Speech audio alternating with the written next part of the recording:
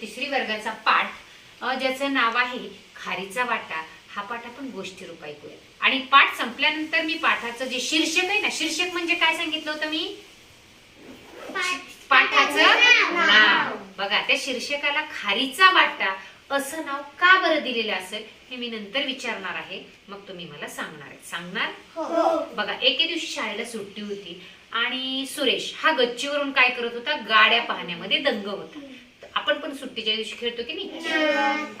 अंगणात, गच्चीवर, मित्रांसोबत, शेजारी, आजूबाजूच्या परिसरामध्ये जिथं मोकळी जागा असेल तिथं. तसा सुरेशच्या शाळेला सुट्टी होती आणि तो गच्चीवरून काय बघत होता? गाड्या बघत होता जाताना येताना. आपण पण बघतो ना कधी कधी. आणि मग तेवढ्यात रस्त्यावरून एक आजोबा गर्दीमधून वाट काढत जाताना दिसले. कोणाला दिसले? सुरेशला दिसले. त्यांच्या डोक्यावर काळी टोपी, बंद गळ्याचा कोट होता आणि पांढरी शुभ्र दाढी आणि अशी कृश म्हणजे सडपातळ बारीक अशी त्यांची शरीरयष्टी होती. आणि ऋषितुल्य चेहरा. ऋषितुल्य म्हणजे ऋषीसारखा चेहरा, ऋषीसारखा चेहरा. शाबाश. त्यांचा असा चेहरा हे गच्चीवरून कोणी पाहिला? सुरेशने पाहिला. हे तर आपले अण्णासाहेब कर्वे. आई आणि आजी अशी त्यांच्याबद्दल कायम त्या आजोबांबद्दल सुरेशला सांगायची. काय करायची? कुणाला सांगायची? सुरेशला सांगायची. आणि मग हे सुरेशला पटकन आठवलं की आपली आई आणि आजी तर आपल्याला ह्या अण्णांविषयी सांगायची.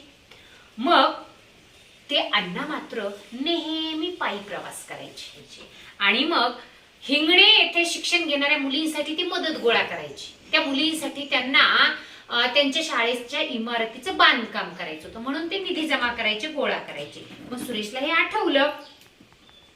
तो पटकन गच्चीवरून खाली आला, रस्त्यावर धावत गेला आणि अण्णासाहेब येत होते त्या रस्त्याच्या कडेला हळूच जाऊन उभा राहिला. कशासाठी उभा राहिला असेल बरं? अण्णाला भेटायचं होतं. त्यात जाऊन उभा राहिला. तोच अण्णा गर्दीतून वाट काढत येत होते. अण्णा आले आणि तो अण्णांच्या पाया पडला. अण्णा, माझ्याकडे खाऊचे पैसे आहेत, मी ते तुमच्या संस्थेला देऊ का? कोण म्हणाल? सुरेश. हो, दे की. अण्णा काय म्हणले? पटकन दे म्हणले. तुझ्याकडे आहेत तर कौतुक, मला त्याचं कौतुकच आहे. यावर सुरेश भीतभीत म्हणाला, पण अण्णा, माझ्याकडे फक्त 4 आणे आहेत. बघा, आता तुम्ही 4 आणे कुठे ऐकले का? नाही ऐकलं. पण तुमच्या आजोबांना तुम्ही घरी विचारायचे. आजोबांना काय विचारायचं? आणा म्हणजे काय? बघा, आता बघा आपण काय म्हणतो बरं? रुपये म्हणतो, हजार म्हणतो, पैसे म्हणतो, लाख म्हणतो, कोटी म्हणतो. आणा म्हणतो का? मग हे तुम्ही तुमच्या आजोबांना घरी विचारायचं. आणा म्हणजे काय? अण्णासाहेब त्याला काय म्हणले? हो, चालेल, मला दे. बघा, तो म्हणला, पण अण्णा, यामध्ये काय येईल बरं? माझी तर खूपच छोटी मदत होईल तुम्हाला. पण अण्णा म्हणले, हो, अरे तोच माझ्यासाठी खारीचा वाटा ठरेल ना. त्यामध्ये मी एक वीट तरी घेऊ शकेल बांधकामाची. बांधकाम कशाचं होतं? कशाच्या इमारतीचं? शाळेच्या इमारतीचं जे बांधकाम आहे त्या इमारतीला कामी येईल. शर्टच्या खिशातून पटकन किती आणे काढले? 4 आणे काढले आणि अण्णासाहेबांच्या हातावर ठेवले. अण्णासाहेबांना त्याने पुन्हा मनोभावे नमस्कार केला. अण्णासाहेब म्हणाले, सुरेश बाळा, शाळेच्या इमारतीच्या बांधकामासाठी तू दिलेला हा खारीचा वाटा खूप मोलाचा आहे. कसा आहे?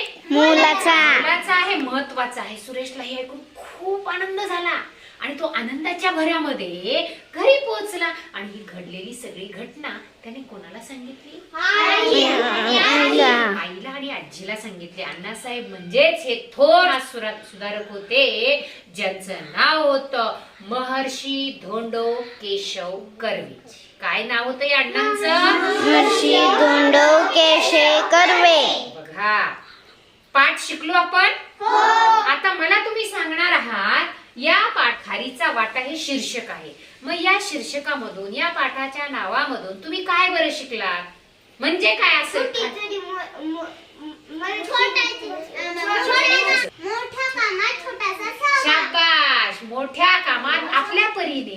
जशी मदत करता येईल तशी करणं म्हणजे खारीचा वाटा. अजून बरोबर आहे. छोटी जरी मदत झाली तर त्याचा अर्थ खारीचा वाटा.